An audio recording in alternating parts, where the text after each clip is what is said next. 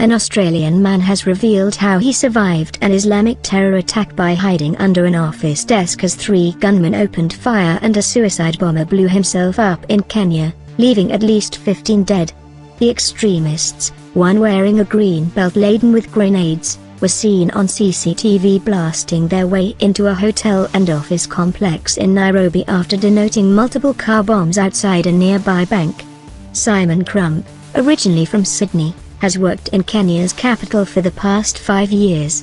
He cowered in a spare room in his office with 2 colleagues as the attack unfolded. "We had no idea what was happening.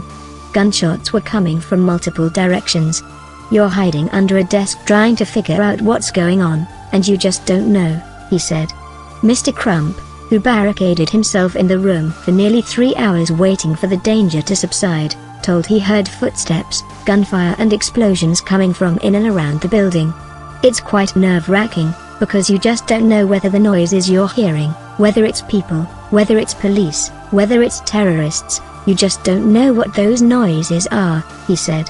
When soldiers finally reached Mr. Crump and his colleagues, they told them to put their phones away and place their hands in the air as they made their way to safety.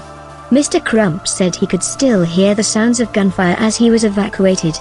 "I don't know where those shots were coming from or who they were coming from, but as we were leaving it was definitely still very much active shooters around," he said.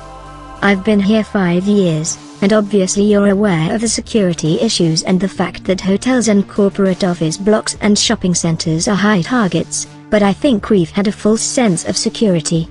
Mr. Crump works as a senior account manager for a communications consultancy firm at its Riverside Drive office, which is part of the complex that was blown to pieces during Tuesday's attack.